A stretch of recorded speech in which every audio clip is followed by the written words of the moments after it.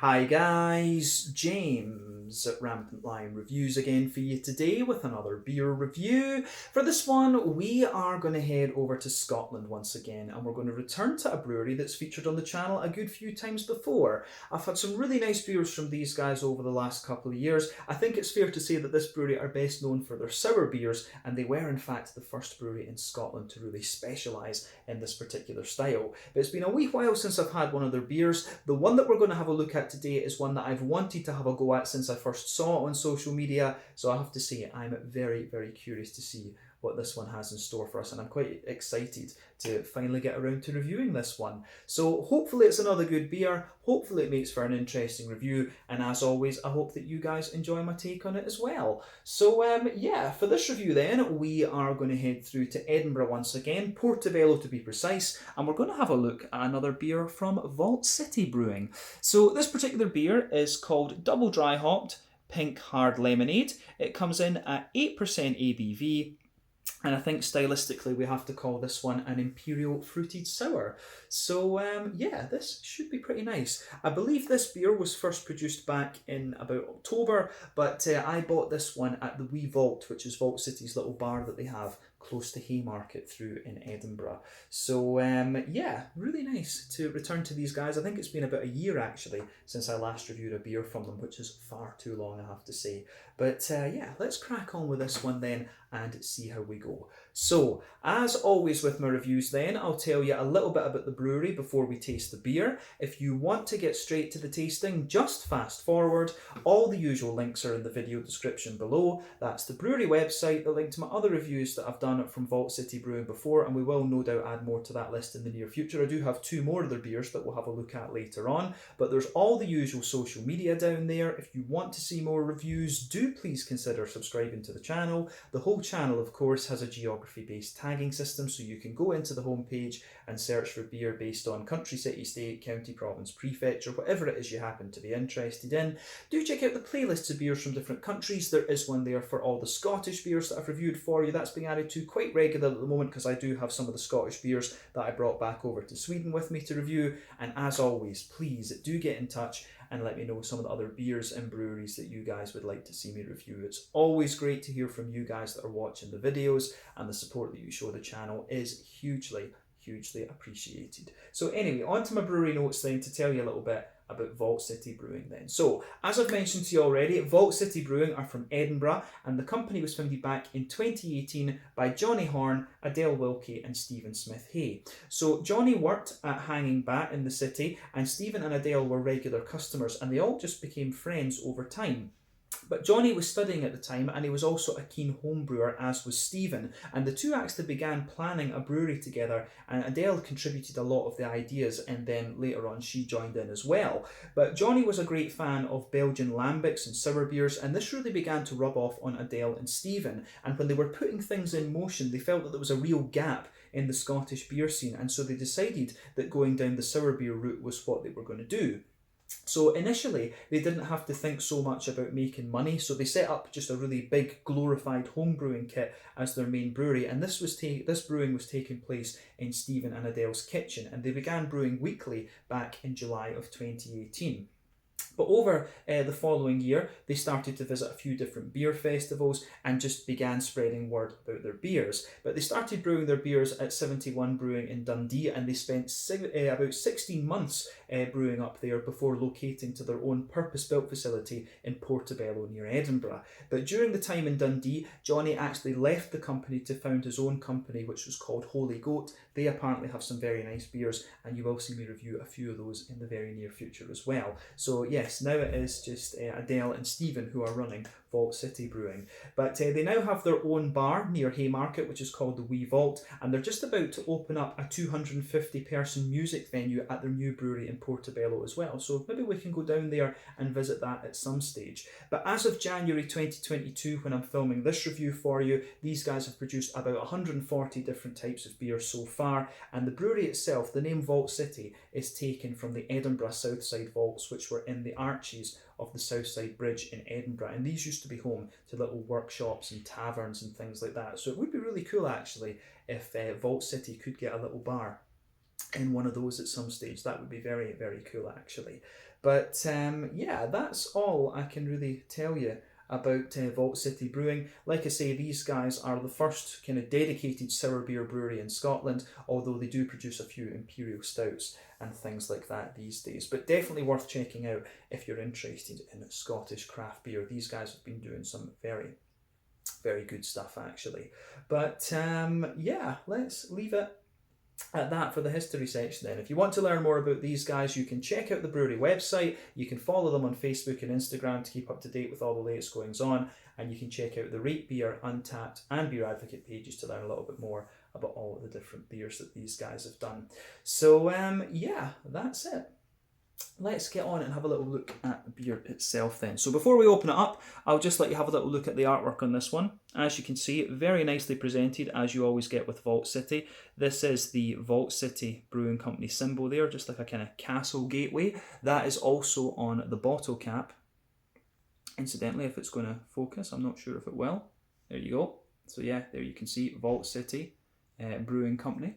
That is quite nice. So I think I had it upside down. There you go. There you go, you can see it a bit more clearly there. It's very good. I still love this camera, by the way, 4K.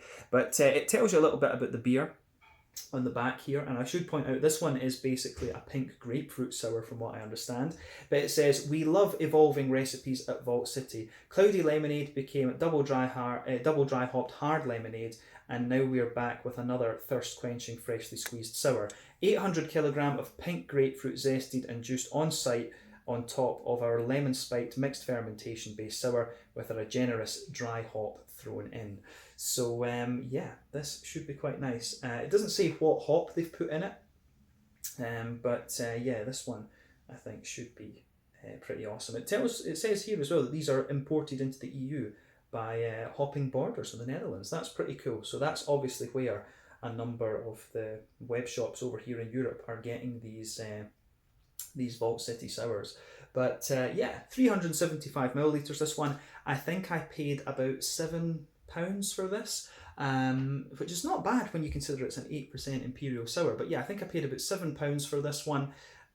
So that translates to roughly maybe about €8, something like that, 80 Swedish kroner, and then somewhere in the region of like $9 American for those of you watching over there. But yeah, 375 millilitres this one, 8% Imperial pink grapefruit sour, I guess we can say. But let's get it out and we'll get on with the tasting then. I'm very curious to see what this one is going to have in store for us, if we can get the bottle cap off it cleanly, which I'm not 100% sure about. There we go. So let's get this guy out and we'll get on with the tasting then. Yeah. Yeah. There we go. Here we are. This looks good. This does look good. Yeah, awesome. Only a tiny little bit of sediment visible at the bottom of the bottle there as well, so that is always good too. So, anyway, you can see we've got pretty much all of the beer out and into the glass, which is nice. So, before the head disappears on this one, we can say that this beer has poured with just under a 2/3 finger of a frothy, I would actually say perfect white head. It's not even got a little kind of tinge of colour to it. It is actually just perfectly white. So you can see that there. Perfect white head on this one. Now, the colour of this beer, if we shine the light through it, it's actually like a very kind of murky orange, like a very kind of murky ambery orange. I'm not sure how well it's showing up on the camera there, because I always find when I film on the phone, I'm not sure why, it always, the screen is always a little bit darker than the video turns out, but to me, this one, it looks like a very nice kind of rich amber sort of colour. This. I should point out as well that this beer does have oats and wheat in it, so that is part of the reason for the cloudiness. But remember, the colour of your beer, when it comes to sour beer, it will depend on a few things. One, the different types of malts are going to play a role. Two, the length of the wort boil is also going to play a role. The fruits that you put in will do it, and also the barrel aging. So you've got to care about all four of the main variables when it comes to determining the colour of your sour beer. Not that the colour matters overly much, it's more about the taste, but yeah, these are the four factors that can affect the colour of your beer. But the level of haziness in this one, of course, will be due to the fruit content, the oat content, wheat content, and to a degree the yeast as well. But yeah, it certainly looks pretty nice, this one, but pretty much what you would expect actually from a kind of pink grapefruit sour, you know. it's always going to have a little bit of this. So yeah, looks very nice, pretty much as you'd expect. One or two big bubbles sticking towards the side of the glass, a few little ones going up towards the bottom of the head there, which has incidentally just faded away to be a very kind of thin foamy layer, but there's a nice kind of thicker ring just around the edge of the glass there. But overall, it does look pretty nice. So yeah, I think there's nothing else we really need to say about the appearance of this beer. It is kind of what you would expect. So let's have a closer look at the aroma then and just see how we get on with this one. Very curious about this. That's interesting. I mean, now, I've said this in quite a few sour beer videos. In honesty, I don't find sour beers in a lot of cases, especially the more modern ones like this, I don't find these modern sour beers to be the most complex beers in terms of aroma. But as I always say, that goes for flavour as well, but as I always say, if they're done well, they're absolutely beautiful beers. This one to me is another one where it strikes me as being quite straight shooting in terms of its aroma, but I'm sure, knowing this brewery, I'm pretty sure it's going to taste pretty damn good. So yeah, let's just break down the aroma for you a wee bit then. So, yeah, backbone of the beer is kind of as you would expect. And for first impression of it, you do get a big bit of that kind of soury, grapefruity zest. You can feel that pungency of the grapefruit coming out of it. But let's delve down into the malty side of things first before we get onto the fruity and sour side of the beer. That's just how I've always done it. But yeah, the backbone of this beer is quite nice. For me, I actually get a little bit of a slightly dry, woody character out of this one, and it almost smells as if that's the backbone of the beer. But yeah, a little bit of a kind of dry, woody, almost very slightly bread crusty note in there. Definitely some white bread, a little bit of a brown bready character as well for me, which is kind of interesting. But on top of that, you can smell a bit of the kind of creamy, oaty character out of this beer for sure. You can smell that big, smooth, creamy note out of it. I often find that these big fruity sour beers, they often have a little bit of this kind of petit filou yogurt type thing. You often get a little bit of that out of them. And yeah, for me, this one doesn't show so much of that, but I wonder how much of that is due to just due to the sheer pungency of the pink grapefruit in this. Because you can smell just a little bit of the kind of creamy oaty character out of it. But yeah, you don't get so much of that big kind of creamy yogurty petit filou type thing that you can often get from this particular style of beer. So yeah, I like how that goes together, absolutely. Yeah. So on the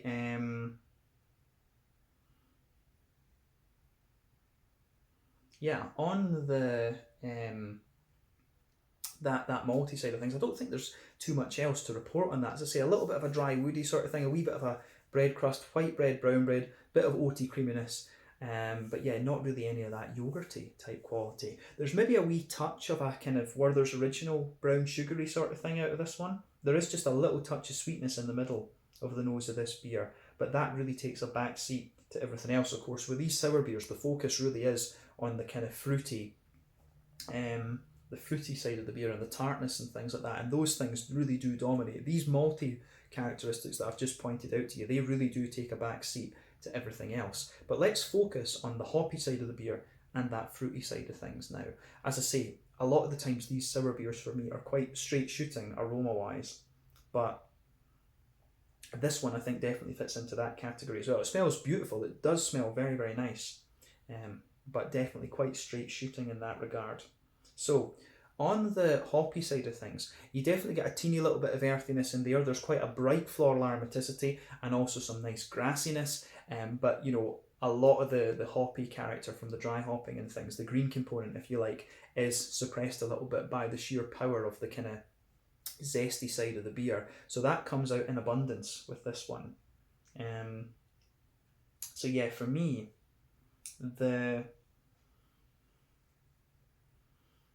on the fruity side of things, it is a very pungent grapefruit that's in there. And the pink grapefruit I think is a little bit juicier than regular grapefruit in a sense. I always find regular grapefruit is just a wee bit more kind of punchy and out there if you like. So yeah, you can certainly smell a wee bit of a lemony zest in there as well, which I'm guessing is from the base beer that they've used, and then they've put the grapefruit in on top of that, of course.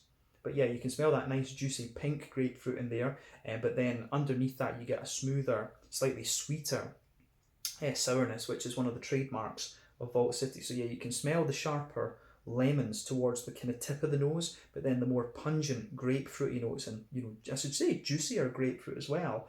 Those all of that really sticks in there too, which is great. So yeah, I really like how all of that goes together in this beer. It goes together very, very nicely actually. This is one of these ones. What I will say about this doesn't strike me as being one of the more complex aromas that I've come across from Vault City, but again, it is just really, really nice. And that's often what I find with these sour beers. I really like the aromas that you get off them, but they're definitely not the most complex of things.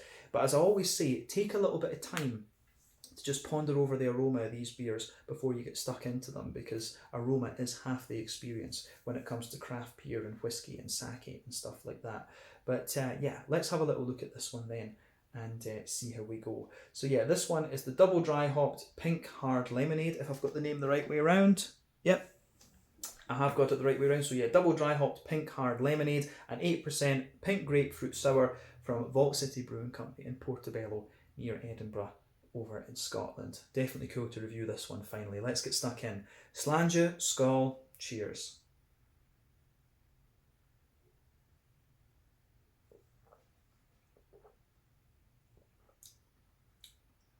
Ooh, that's very nice. With these sour beers, you always just have that impact. You have to always think about the impact with sour beers. So the first time you take this in, it's really oily and sharp and juicy. It's just really, really nice. And I'm just going to say straight away again, a big thumbs up to Vault City for this one. Now, the reason that I wanted to get a hold of this beer for quite a long time was because one of my favourite things in America when I was younger, I always used to get pink lemonade. I absolutely loved pink lemonade. And we always used to bring like a big tub of the powder home from the States with us. So yeah, that was always a big thing when we were coming back from America. We always had to get a few tubs of the pink lemonade that would last us at least until Christmas, so we didn't have to wait. So that we didn't have to wait until we went back to the States again. But yeah, this is lovely. This is very, very nice. So big thumbs up to Vault City for this one.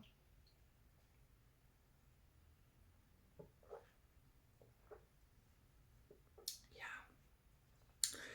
these guys, they're really top class in terms of the sour beers. And if you try some of their stuff, you'll see exactly why. They really do some top notch stuff. Yeah, really, really like this. So yeah, where do we start with this then? Where do we start? We'll go through the beer as we always do.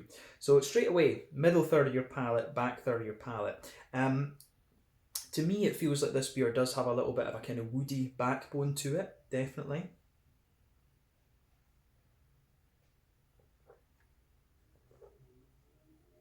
So yeah, it does feel, for me, the base of this beer is a little bit of a kind of smooth but slightly dry woody character. You can feel it. We talk about the middle third of your palate, nice smooth dry woody base in there, and then on top of that, I think there is you have a nice little bit of a smooth kind of bread crusty sort of thing. So yeah, a little bit of a dry smooth wood, wee touch of bread crust, then a little bit of a kind of white bready base there, and on top of that you start to get the oaty character out of the beer. Yeah, this is really nice, and it's straight. I don't know, I'm trying to think if I've had many Imperial sours from Vault City before. I can't remember how many big 8%ers I've had actually, but yeah, this one is pretty damn nice in that sense. It does feel a little bit thicker, but I haven't had one of their beers in quite a wee while actually, so that's another thing I have to think about, is maybe what I'm saying is slightly inaccurate just because it's been so long since I had one of their beers.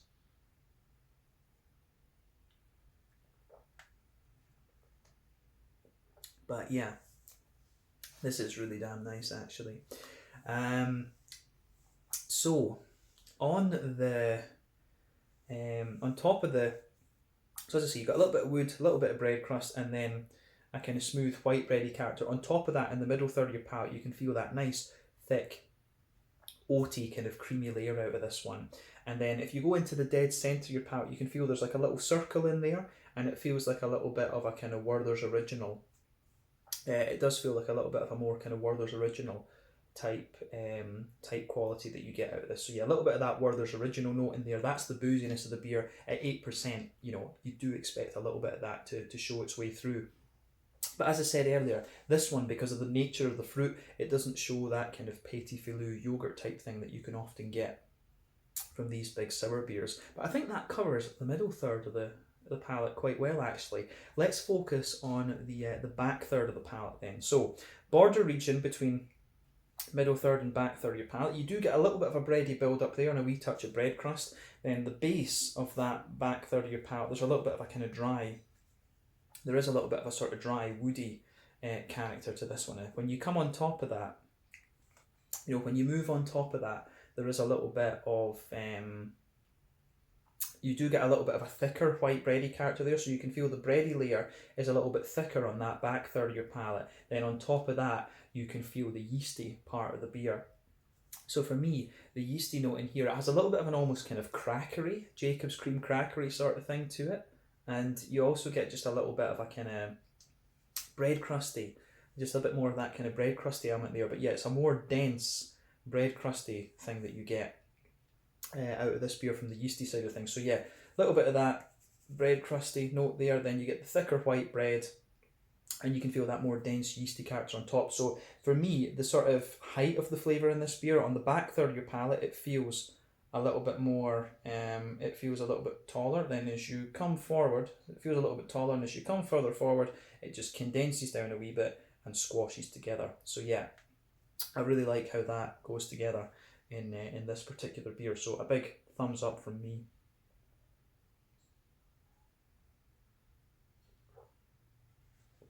But yeah, this is very, very nicely done, this one. So I like this for sure. I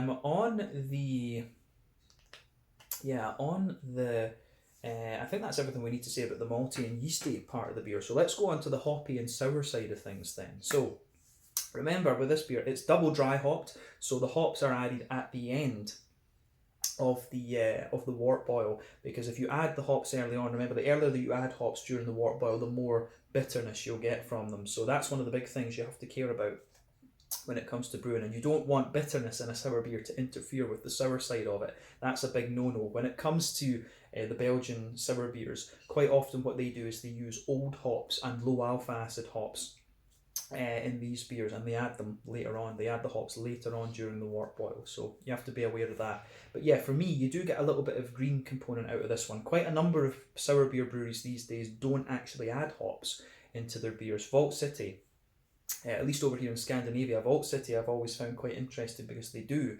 But yeah, for me, in the back corners of the palate, there's definitely a little touch of earthiness there. As you move further forward, the earthiness spreads forward, it gives you a little bit of a herbal quality. Then as you push towards the kind of front corners of the palate, you get a little bit more of that kind of bright floral aromatic sort of thing. But then yeah, around the front curve of the palate, it's a little bit lighter and kind of grassy, I guess we could say. And yeah, I do like that about this beer. The green component for me is quite nice, and I do like that you've got just a little touch of that kind of hoppy character coming out of it. But yeah. So yeah, on the sour side of things, let's focus. I don't think we really need to say anything else about the the kind of green component of the beer. But yeah, for me, the green component does lean towards that floral aromatic side of things. The grassiness actually gives you a little bit of zest, but I think that's partially due to the fact that it is a sour beer as well. But let's focus on that front third of the palate now and describe what else is going on. So, border region between front third and middle third of your palate, again you get a little bit of that bready build up there. The base of the front third of your palate, for me, it is like a very kind of smooth, woody sort of thing, and slightly white bready. You've got a little bit of that, but then the fruity part of the beer just kind of sits on top of that. And yeah, you can almost feel there is a little bit of the oatiness just creeps forward into the front third of the palate too. So yeah, you can really feel that on this one.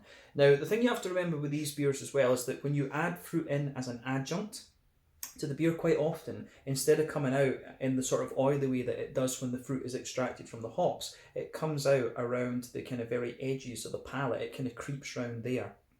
And you are noticing it. You do get quite a bit of that in this beer. So on top of the oaty layer on the front third of your palate, you can feel there is this nice kind of zesty, lemony type quality coming out of it. So I really do like how that goes together in this beer for sure.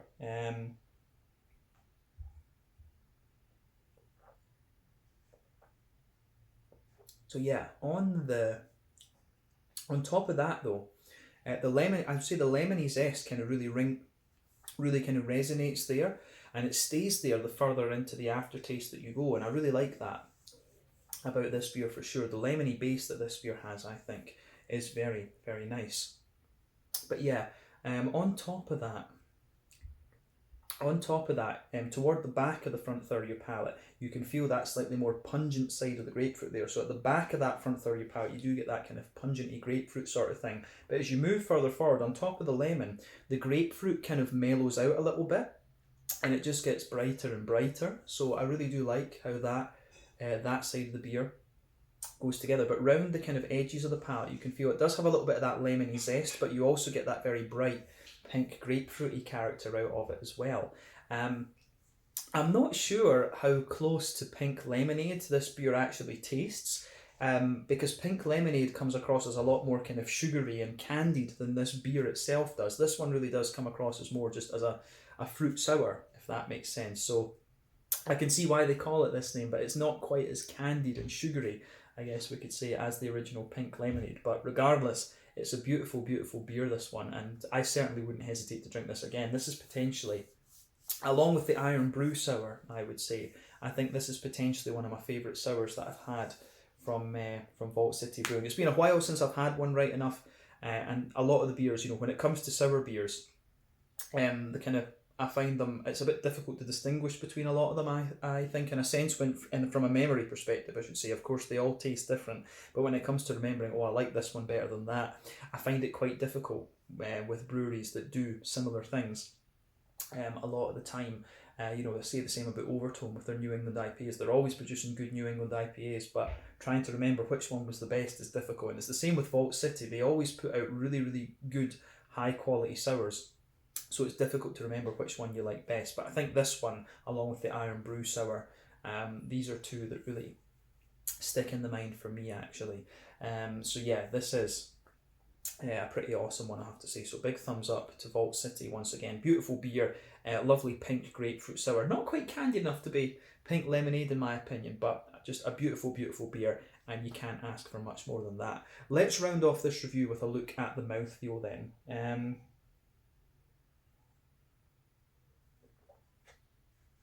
So for me, I always find sour beers are a little bit lighter in the mouthfeel, just because of that tartness and sharpness that they have. I always find them a bit lighter. I always find them a little bit lighter than otherwise would. But yeah, this one's got a really nice big kind of oily mouthfeel to it. This one is definitely a full-bodied sour beer. Carbonation is very, very smooth, big, slick, oily mouthfeel in my opinion. Bit of creaminess in there as well, which is quite interesting. But yeah, big, creamy, oily, slick, smooth sour beer.